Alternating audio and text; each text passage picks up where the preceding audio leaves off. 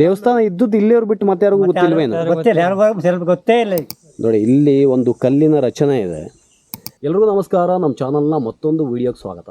ಸ್ನೇಹಿತರೆ, ಈಗ ಸದ್ಯಕ್ಕೆ ನಾನು ಭಟ್ಕಳ ತಾಲೂಕಿನ ಮರಂಬಳ್ಳಿ ಅನ್ನುವಂಥ ಜಾಗದಲ್ಲಿ ಯೋಗ ನರಸಿಂಹ ದೇವಸ್ಥಾನದಲ್ಲಿ ಇದ್ದೇನೆ. ಇದು ಅತ್ಯಂತ ಐತಿಹಾಸಿಕವಾದಂಥ ದೇವಸ್ಥಾನ ಮತ್ತು ಈ ದೇವಸ್ಥಾನದ ವಿಸ್ತಾರ ಆಗಿರಲಿ ಅಥವಾ ಈ ದೇವಸ್ಥಾನದ ಎದುರುಗಡೆ ಇರುವಂಥ ಬಾವಿ ಆಗಿರಲಿ, ಒಟ್ಟಾರೆ ಈ ದೇವಸ್ಥಾನ ಅತ್ಯಂತ ಕುತೂಹಲಕಾರಿಯಾಗಿದೆ. ಇಲ್ಲಿ ತನಕ ಹೆಚ್ಚಿನ ಜನರಿಗೆ ಈ ದೇವಸ್ಥಾನದ ಕುರಿತಾಗಿ ಗೊತ್ತಿಲ್ಲ ಅಂತಲೇ ಹೇಳ್ಬೋದು. ಅಷ್ಟು ಹಿಡನ್ನಾಗಿ ಈ ದೇವಸ್ಥಾನ ಇತ್ತು. ಸೊ ಈಗೀಗ ಒಂದು ಸ್ವಲ್ಪ ಪ್ರವರ್ಧಮಾನಕ್ಕೆ ಬರ್ತಾ ಇದೆ. ಸ್ನೇಹಿತರೆ, ಇದು ಯೋಗ ನರಸಿಂಹ ದೇವಸ್ಥಾನ. ದೇವಸ್ಥಾನದ ಮೊದಲು ನಿಮಗೆ ಭಟ್ಕಳದಿಂದ ಈ ಜಾಗಕ್ಕೆ ಬಂದರೆ ಅಂದರೆ ಒಂದು 3-3.5 ಕಿಲೋಮೀಟ್ರ್ ಆಗುತ್ತೆ ಭಟ್ಕಳ ಸರ್ಕಲಿಂದ. ಅಲ್ಲಿಂದ ಇಲ್ಲಿ ಬಂದ ತಕ್ಷಣ ನಿಮಗೆ ಸಾಗರ್ ರೋಡಲ್ಲಿ ಒಂದು ರೈಟ್ ಸೈಡ್ ಮರಂಬಳ್ಳಿ ಅಂತ ಅಲ್ಲಿ ಒಂದು ಸೈನ್ ಬೋರ್ಡ್ ಇದೆ. ಯೋಗ ನರಸಿಂಹ ದೇವಸ್ಥಾನ ಅಂತ ಬರ್ಕೊಂಡು ಕೂಡ ಇದೆ. ಸೊ ಆ ಮೂಲಕ ನೀವು ಆ ದಾರಿಯಲ್ಲಿ ತಿರುಗಿದ್ರೆ ನೀವು ಈ ಜಾಗವನ್ನು ತಲುಪ್ಬೋದು. ಸ್ನೇಹಿತರೆ,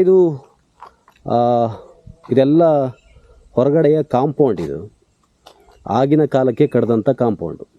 ಈ ದೇವಸ್ಥಾನದ ಒಂದು ವಿಶೇಷತೆ ಅಂತ ಹೇಳಿದ್ರೆ, ಈ ದೇವಸ್ಥಾನ ಸಂಪೂರ್ಣವಾಗಿ ಜಂಬಿಟ್ಟಿಯ ಕಲ್ಲು ಅಂತ ನಾವೇನು ಕರಿತೀವಿ, ಈ ಕೆಂಪು ಕಲ್ಲಿನಿಂದ ನಿರ್ಮಾಣವಾದಂಥ ದೇವಸ್ಥಾನ ಇದೆ.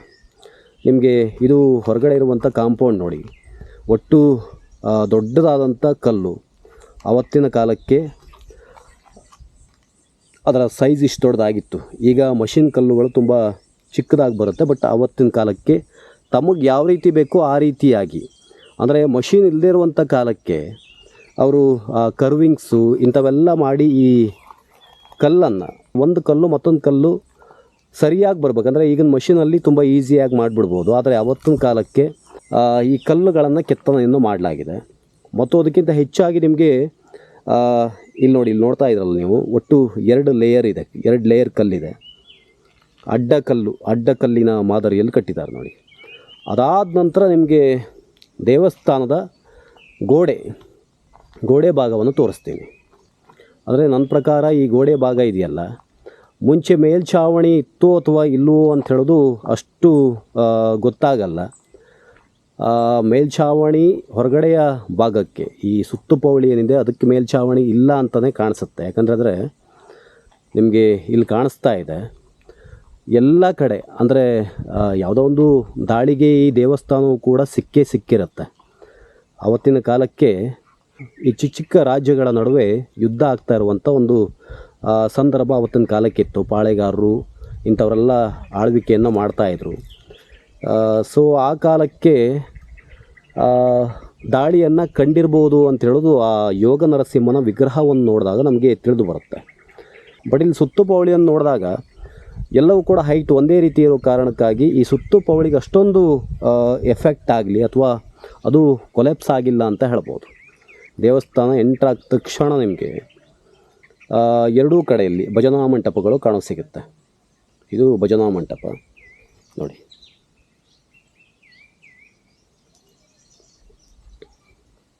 ಇದು ಭಜನಾ ಮಂಟಪ. ಇದು ಸೀದಾ ಒಳಗಡೆ ಹೋಗ್ತೀನಿ. ಇದು ದೇವಸ್ಥಾನ ನೀವೇನಲ್ಲಿ ನೋಡ್ತಾ ಇದ್ರಲ್ಲ, ಅದು ಮುಂಚಿದ್ದ ದೇವಸ್ಥಾನಕ್ಕೆ ಅಂದರೆ ಹಂಚಿನ ಮೇಲ್ಛಾವಣಿ ಇದೆ. ಮತ್ತು ಆ ದೇವಸ್ಥಾನಕ್ಕೆ ಆಧುನಿಕವಾಗಿ ಸಿಮೆಂಟ್ನ ಗಿಲಾಯನ್ನು ಮಾತ್ರ ಮಾಡಿದ್ದಾರೆ ನೋಡಿ. ಅದಕ್ಕೂ ಹಿಂದೆ ಅದು ಸಂಪೂರ್ಣವಾಗಿ ಲ್ಯಾಟ್ರೇಟ್ ಕಲ್ಲು ಅಥವಾ ಕೆಂಪು ಜಂಬಿಟ್ಟಿಗೆ ಕಲ್ಲಿಂದ ಕಟ್ಟಿದ್ದು. ನಿಮಗಿದೆಲ್ಲ ದೇವಸ್ಥಾನದ ಸುತ್ತುಪವಳಿ. ಇದು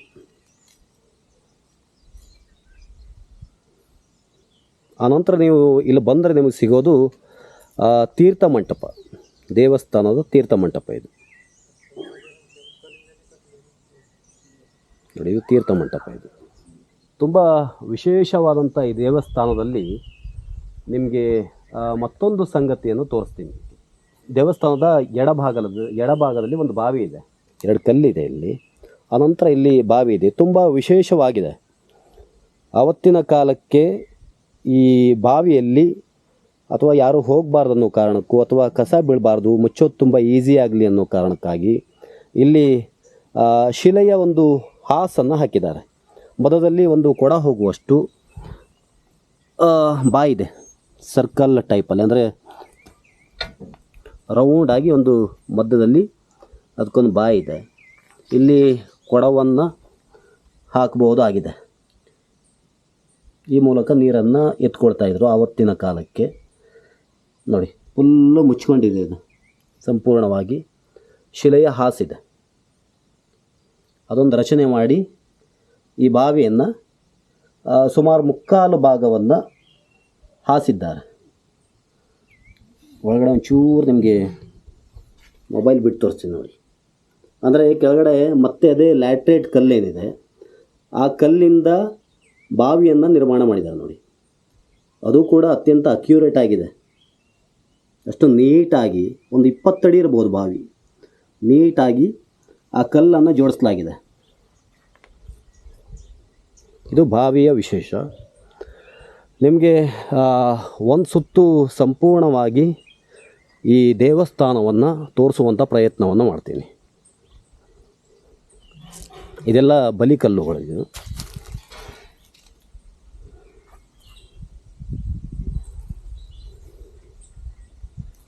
ಇದು ದೇವಸ್ಥಾನದ ಸುತ್ತುಪವಳಿ. ಇದು ಆವತ್ತಿನ ಕಾಲಕ್ಕೆ ನಿರ್ಮಾಣವಾದಂಥ ತುಳಸಿ. ಇದು ದೇವಸ್ಥಾನದ ಬಲಭಾಗದಲ್ಲಿದೆ.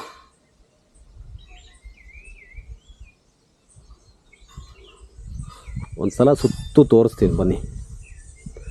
ಅಂದರೆ ಒಂದು ಕಾಲದಲ್ಲಿ ಅತ್ಯಂತ ವೈಭವೋಪೇತವಾಗಿ ಈ ದೇವಸ್ಥಾನ ಇದ್ದಂಥ ಒಂದು ಕಾಲ ಇತ್ತು. ಆನಂತರ ಕೆಲವೊಂದಷ್ಟು ವಿಚಾರಗಳಿಗೆ ದೇವಸ್ಥಾನ ಶಿಥಿಲವಾಗ್ತಾ ಹೋಯಿತು.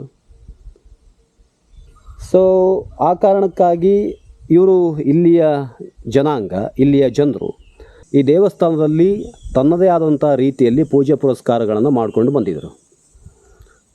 ಬಟ್ ಇತ್ತೀಚೆಗೆ ಇದು ಒಂದಷ್ಟು ಹೊರಗಡೆ ಜಗತ್ತಿಗೆ ಅನಾವರಣ ಆಯಿತು ಈ ದೇವಸ್ಥಾನ. ಹಾಗೆ ಇತ್ತೀಚೆಗೆ ಇಲ್ಲಿ ರಾಘವೇಶ್ವರ ಭಾರತಿ ಸ್ವಾಮೀಜಿಗಳು ಕೂಡ ಬಂದು ಈ ದೇವಸ್ಥಾನವನ್ನು ನೋಡಿ ಆ ಯೋಗ ನರಸಿಂಹ ದೇವರ ದರ್ಶನವನ್ನು ಮಾಡಿ ಈ ದೇವಸ್ಥಾನದ ಶಕ್ತಿಯನ್ನು ತಿಳಿಸೋಗಿದ್ರು. ನನಗೆ ಇಲ್ಲಿ ತುಂಬ ವಿಶೇಷ ಅಂತ ಹೇಳಿದ್ರೆ, ಈ ದೇವಸ್ಥಾನ ಇದರ ವಿಸ್ತಾರ ಆವತ್ತಿನ ಕಾಲದಲ್ಲಿ ದೇವಸ್ಥಾನ ತುಂಬ ಚಿಕ್ಕದಾಗಿರ್ತಾ ಇತ್ತು. ನಾವು ನಿಮಗೆ ಭಟ್ಕಳದ ಪಟ್ಟಣ ಭಾಗದಲ್ಲಿ ಒಂದು ದೇವಸ್ಥಾನ ಇದೆ. ಅದು ಕೇತಪೈ ನಾರಾಯಣ ಅನ್ನುವಂಥ ಒಬ್ಬ ಶ್ರೀಮಂತ ವ್ಯಕ್ತಿ ನಿರ್ಮಾಣ ಮಾಡಿದಂಥ ಒಂದು ದೇವಸ್ಥಾನ ಇದೆ. ಅದು ಸಂಪೂರ್ಣವಾಗಿ ಶಿಲಾಮಯವಾದಂಥ ದೇವಸ್ಥಾನ. ಬಟ್ ಇದು ಸಂಪೂರ್ಣವಾಗಿ ಲ್ಯಾಟರೇಟ್ ಕಲ್ಲಿಂದ ಕಟ್ಟಲ್ಪಟ್ಟಂಥ ಒಂದು ದೇವಸ್ಥಾನ. ಗರ್ಭಗುಡಿಯ ಹಿಂಭಾಗ ಬರುತ್ತೆ. ಶಿಲೆಯ ಒಂದು ಏನಂತಾರೆ ಅದಕ್ಕೆ, ಬೇಸ್ ಇದೆ ನೋಡಿ. ಇಲ್ಲಿ ಒಂದು ಕಲ್ಲಿನ ರಚನೆ ಇದೆ. ದೀಪ ಹಚ್ಚೋಕೆ ಮಾಡಿದಂಥ ವ್ಯವಸ್ಥೆ ಇರ್ಬೋದಾ ಅಂತ ಅನಿಸ್ತಾ ಇದೆ. ಬಟ್ ಕರೆಕ್ಟಾಗಿ ಕ್ಲಾರಿಟಿ ಇಲ್ಲ. ಇಲ್ಲೂ ಒಂದು ಚಿಕ್ಕದಾದಂಥ ಒಂದು ಕಲ್ಲಲ್ಲಿ, ಜಂಬಿಟ್ಟಿಗೆ ಕಲ್ಲಲ್ಲಿ ಮಧ್ಯಭಾಗದಲ್ಲಿ ಒಂದಷ್ಟು ಕರೆಕ್ಟಾಗಿ ಚೌಕಾಕಾರ ರೀತಿಯಲ್ಲಿ ಕೊರೆದಿದ್ದಾರೆ ನೋಡಿ. ಭಟ್ಕಳ ಅನೇಕ ಐತಿಹಾಸಿಕ ಮಹತ್ವವನ್ನು ಹೊಂದಿರುವಂಥ ತಾಲೂಕಾಗಿದೆ. ಇಲ್ಲಿ ಸಾಕಷ್ಟು ಬಸದಿಗಳನ್ನು ನೋಡ್ತೀರಿ ನೀವು, ಅಥವಾ ದೇವಸ್ಥಾನಗಳನ್ನು ಕೂಡ ನೋಡ್ತೀರಿ. ಬಟ್ ಏನಂತ ಹೇಳಿದ್ರೆ, ಈ ಇಲ್ಲಿಯ ಇತಿಹಾಸವನ್ನು ಅಧ್ಯಯನ ಮಾಡುವಂಥ ಹೆಚ್ಚಿನ ಒಂದು ಕೆಲಸಗಳು ಇಲ್ಲಿ ತನಕ ನಡೆದಿಲ್ಲ ಅಂತ ಹೇಳ್ಬೋದು. ಅದು ಅಲ್ಲದೆ ಈ ಭಾಗಗಳನ್ನು ಆಗಿನ ರಾಣಿ ಚೆನ್ನಭೈರಾದೇವಿ ಸುಮಾರು 50 ವರ್ಷಗಳ ಕಾಲ ಇಲ್ಲಿ ಆಳ್ವಿಕೆಯನ್ನು ಮಾಡಿದ್ದು ಇತಿಹಾಸ. ಅದು ಸುದೀರ್ಘ ಕಾಲದವರೆಗೂ ಒಬ್ಬ ರಾಣಿ, ಅಂದರೆ ಒಂದು ಹೆಣ್ಣು, ತನ್ನ ಪ್ರಜೆಗಳನ್ನು ಅತ್ಯಂತ ಪ್ರೀತಿಯಿಂದ ನೋಡಿಕೊಂಡು ಇಲ್ಲಿ ಆಳಿದ್ದು ಅತ್ಯಂತ ವಿಶೇಷ ಅಂತ ಹೇಳ್ಬೋದು. ಆಕೆಯನ್ನು ಇಲ್ಲಿಯ ಜನರು ಅವ್ವರಸಿ ಅಂತ ಕೂಡ ಕರಿತಾಯಿದ್ರು. ಅತ್ಯಂತ ಪ್ರೀತಿಯಿಂದ ಅವ್ವರಸಿ ಅಂತ ಕರಿತಾಯಿದ್ರು ನೋಡಿ. ಇಲ್ಲೊಂದು ಈ ಕಡೆಯಿಂದ ಹೋಗ್ಬೋದು. ಬಟ್ ಇದು ಈಗಿನ ಕಾಲಕ್ಕೆ ತೆಗೆದಿದ್ದೋ ಅಥವಾ ಹೀಗೆ ಇತ್ತೋ ಗೊತ್ತಿಲ್ಲ. ಬಟ್ ಇಲ್ಲೂ ಕೂಡ ದೇವಸ್ಥಾನಕ್ಕೆ ಸಂಬಂಧಪಟ್ಟಂಥ ಒಂದಷ್ಟು ನಿಮಗೆ ರಚನೆಗಳು ಕಾಣಕ್ಕೆ ಸಿಗುತ್ತೆ. ಪ್ರಾಕೃತಿಕವಾಗಂತೂ ಅತ್ಯಂತ ಸುಂದರವಾದಂಥ ಜಾಗ ಇದು. ವಿಶೇಷವಾದಂಥ ಜಾಗ ಅಂತ ಹೇಳ್ಬೋದು. ತಂಪಾದ ವಾತಾವರಣ ಇದೆ, ಎಲ್ಲ ನೋಡಿದ್ರೂ ಮರಮಟ್ಟುಗಳು, ಕಾಡಿನ ಭಾಗ. ಇದು ಕೂಡ ಇದು ನೋಡಿ ದೇವಸ್ಥಾನದ ಹೊರಗಡೆ ಇದ್ದಂಥ ಭಾಗ ಆದರೂ ನೋಡಿ ಇದು ಲೈಕ್ ಕೋಟೆ ಥರ 1 2 3 4 ಲೇಯರ್ ಕಲ್ಲಿದೆ. ಇಲ್ಲಿ 4 ಲೇಯರ್ ಕಲ್ಲಿದೆ, ಬಟ್ ಇದೆಲ್ಲ ಶಿಥಿಲಗೊಂಡು ಹೋಗಿದೆ. ಆದರೆ ಇದು ಮಾತ್ರ ಬಾಕಿ ಉಳ್ಕೊಂಡಿದೆ ನೋಡಿ. ಇದು ದೇವಸ್ಥಾನದ ಒಂದು ಭಾಗ ಇದು. ಈಗ ದೇವಸ್ಥಾನದ ಒಳಗಡೆ ಹೋಗೋಣ. ಒಳಗಡೆ ಹೋಗಿ ಅಲ್ಲಿಯ ಯೋಗ ನರಸಿಂಹ ಮೂರ್ತಿಯ ದರ್ಶನವನ್ನು, ಯೋಗ ನರಸಿಂಹನ ದರ್ಶನವನ್ನು ಮಾಡೋಣ. ಸ್ನೇಹಿತರೆ, ಯೋಗ ನರಸಿಂಹನ ಈ ಒಂದು ಭಂಗಿಯಲ್ಲಿರುವಂಥ ದೇವಸ್ಥಾನ ವಿಶೇಷವಾಗಿ ಕರ್ನಾಟಕದಲ್ಲಿ ಮೇಲುಕೋಟೆಯಲ್ಲಿದೆ ಮತ್ತು ತೊಣ್ಣೂರು ಅನ್ನುವಂಥ ಒಂದು ಜಾಗದಲ್ಲಿದೆಯಂತೆ. ಅದರ ಬಗ್ಗೆ ನಂಗೆ ಹೆಚ್ಚಿನ ಮಾಹಿತಿ ಇಲ್ಲ. ಮತ್ತು ನಾಗಮಂಗಲದಲ್ಲೂ ಕೂಡ ಯೋಗ ನರಸಿಂಹ ದೇವಸ್ಥಾನ ಇದೆ ಅಂತೆ. ಲೈಕ್ ಅದು ಯಾವುದೋ ಒಂದು ದೇವಸ್ಥಾನದ ಬಗ್ಗೆ ನಾನು ಕೇಳಪಟ್ಟಂತೆ ಹೊಯ್ಸಳರ ಕಾಲದಲ್ಲಿ ನಿರ್ಮಾಣವಾದಂಥ ದೇವಸ್ಥಾನ ಅಂತ ಇದು. ಬಟ್ ಇದಕ್ಕೆ ಇದರ ಇತಿಹಾಸ ಆಗಲಿ ಅಥವಾ ಕಾಲಘಟ್ಟ ಆಗಲಿ ಇದು ಯಾವುದ್ರ ಕುರಿತು ಅಧ್ಯಯನ ಮಾಡುವಂಥ ಪ್ರಯತ್ನಗಳು ಆಗಲಿಲ್ಲ. ಅದಕ್ಕಿಂತ ಹೆಚ್ಚಾಗಿ ಇಲ್ಲಿ ಶಿಲಾಶಾಸನಗಳೇನಾದರೂ ಸಿಕ್ಕಿದರೆ ಕರೆಕ್ಟಾಗಿ ಅದನ್ನು ಅಕ್ಯುರೇಟಾಗಿ ಅದು ಯಾವ ಕಾಲಕ್ಕೆ ನಿರ್ಮಾಣವಾಗಿದ್ದು ಇದೆಲ್ಲ ವಿಷಯಗಳು ಗೊತ್ತಾಗ್ತಾ ಇತ್ತು. ಇಲ್ಲ ಅಂತೂ ಮನೆಯೆಲ್ಲ ತುಂಬ ಕಮ್ಮಿ. ಅವತ್ತು ಇನ್ನೂ ಕಾಡಿತ್ತು, ನೀವು ಚಿಕ್ಕವರಿದಾಗ ಇನ್ನೂ ಕಾಡಿತ್ತು. ಹೌದೌದು ಅಲ್ವಾ? ಸಣ್ಣ ಇದ್ದಾರೆ ಗೊತ್ತೇ ಇಲ್ಲ. ಹೌದು, ದೇವಸ್ಥಾನ ಇದ್ದದ್ದು ಇಲ್ಲಿಯವ್ರು ಬಿಟ್ಟು ಮತ್ತೆ ಯಾರಿಗೂ ಗೊತ್ತಿಲ್ವೇನು? ಗೊತ್ತಿಲ್ಲ, ಯಾರಿಗೂ ಸ್ವಲ್ಪ ಗೊತ್ತೇ ಇಲ್ಲ. ಈಗ ಹೌದಾ? ಸದ್ಯ ಮಾತ್ರ ಗೊತ್ತಾಗಿದೆ. ನಿಮ್ಮಂದ್ರೆ ಇಲ್ಲಿ ಊರವ್ರು ಮಾತ್ರ ಒಂಚೂರು ಗೊತ್ತಿತ್ತು ದೇವಸ್ಥಾನ ಇತ್ತು ಅನ್ನೋದು ಗೊತ್ತಿತ್ತು, ಮತ್ತೆ ಯಾರಿಗೂ ಗೊತ್ತಿಲ್ಲ.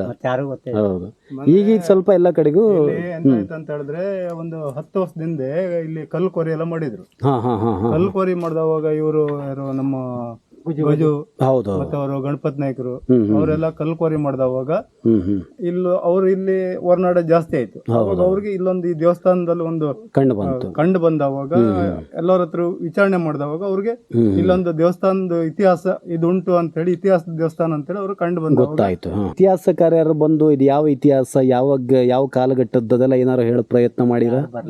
ಯಾವ್ದು ಗೊತ್ತಿಲ್ಲಲ್ಲ, ಇತಿಹಾಸ ತಿಳ್ಕೊಳ್ಳೋ ಪ್ರಯತ್ನ ಮಾಡಲಿಲ್ಲ. ಹೌದಲ್ವಾ? ಇದಕ್ಕೆ ಡೈಲಿ ಪೂಜೆ ಪುರಸ್ಕಾರ ನಿಂತೋಗಿದೆ. ಅದನ್ನ ಮಾಡಬೇಕು, ಅದಕ್ಕೆ ಶಕ್ತಿ ತುಂಬಬೇಕು. ನೋಡಿ, ದೇವಸ್ಥಾನ ಒಳಗಡೆ ಪ್ರವೇಶ ಮಾಡ್ತಾ ಇದ್ದೀನಿ. ಇದು ದೇವಸ್ಥಾನದ ಒಳಗಡೆ ಮೆಟ್ಟಿಲುಗಳಿದೆ. 1 2 3 4 5 6 ಮೆಟ್ಟಿಲಿದೆ.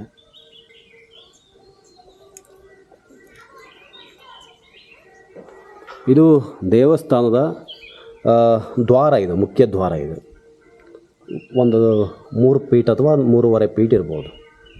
ಚಿಕ್ಕದಾದಂಥ ಬಕ್ಕೊಂಡೆ ಹೋಗ್ಬೋದಾದಂಥ ಒಂದು ದ್ವಾರ ಇದು. ಇಲ್ಲಿಂದ ಒಳಗಡೆ ಪ್ರವೇಶ ಮಾಡ್ತೀವಿ ನೋಡಿ. ಇದು ಆ ನಂತರದಲ್ಲಿ ಇಲ್ಲಿ ಸಿಮೆಂಟ್ನಿಂದ ಅಥವಾ ಕಾವಿಯನ್ನು ಬಳಸ್ಕೊಂಡು ಒಂದಷ್ಟು ಜೀರ್ಣೋದ್ಧಾರ ಮಾಡುವಂಥ ಕೆಲಸ ಆಗಿದೆ. ಬಟ್ ಇದೆಲ್ಲ ಹಿಂದೆ ಇಲ್ಲಿ ಸೈಡಲ್ಲಿರುವಂಥ ಎಲ್ಲವೂ ಕೂಡ ಅವತ್ತು ಕಟ್ಟಿರೋದು ಮತ್ತು ಲ್ಯಾಟ್ರೈಟ್ ಕಲ್ಲಿನಿಂದ ಕಟ್ಟಿರೋದು. ಈಗ ನೀವು ನೋಡ್ತಾ ಇರೋದು ಇದು ಗರ್ಭಗುಡಿ. ಇದು ನೋಡಿ, ಇದು ಯೋಗ ನರಸಿಂಹನ ವಿಗ್ರಹ. ದೇವರನ್ನು ದರ್ಶನ ಮಾಡ್ಕೋಬೋದು.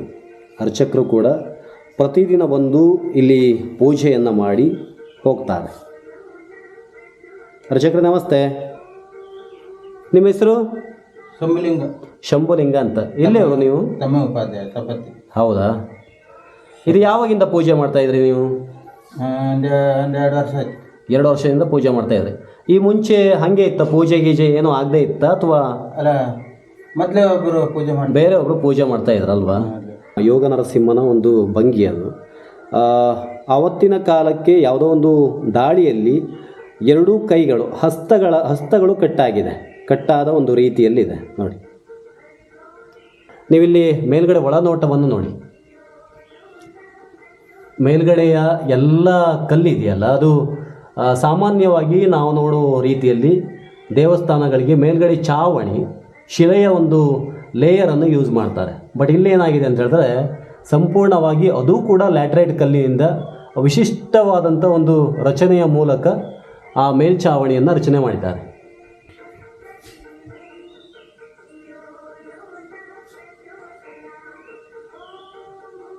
ಸ್ನೇಹಿತರೆ, ಈ ದೇವಸ್ಥಾನವನ್ನು ಸಂಪೂರ್ಣವಾಗಿ ನೋಡಿದಾಗ ಯಾರಾದರೂ ಈ ಕುರಿತಾಗಿ ಕುತೂಹಲವನ್ನು ಹೊಂದಿದರೆ ಅಥವಾ ಇತಿಹಾಸದ ಬಗ್ಗೆ ತಿಳ್ಕೊಳ್ಳುವಂಥ ಒಂದು ಆಸಕ್ತಿ ಇದ್ದರೆ ಅಧ್ಯಯನಕ್ಕಾಗಿ ಒಂದು ಒಳ್ಳೆ ವಿಷಯ ಆಗುತ್ತೆ. ಇದು ಯಾವಾಗ ಕಟ್ಟಲ್ಪಟ್ಟಿತ್ತು ಅಥವಾ ಯಾವ ಕಾರಣಕ್ಕಾಗಿ ಇದು ಅವನತಿಯ ಹಂತಕ್ಕೆ ಹೋಗಿತ್ತು, ಅವತ್ತಿನ ವೈಭವ ಹೇಗಿತ್ತು, ಇದರ ಬಗ್ಗೆ ಎಲ್ಲ ತಿಳ್ಕೊಳ್ಳುವಂಥ ಪ್ರಯತ್ನವನ್ನು ಮಾಡ್ಬೋದಾಗಿದೆ. ಸ್ನೇಹಿತರೆ, ಇವತ್ತಿನ ಈ ವಿಡಿಯೋ ನಿಮ್ಗೆ ಇಷ್ಟ ಆಗಿದ್ದಲ್ಲಿ ಲೈಕ್ ಮಾಡಿ, ಶೇರ್ ಮಾಡಿ, ಹಾಗೆ ಕಮೆಂಟ್ ಮಾಡಿ, ಜೊತೆಗೆ ನಮ್ಮ ಚಾನಲನ್ನು ಸಬ್ಸ್ಕ್ರೈಬ್ ಮಾಡೋದನ್ನು ಕೂಡ ಮರಿಬೇಡಿ ಅಂತ ಹೇಳ್ತಾ ಧನ್ಯವಾದಗಳು.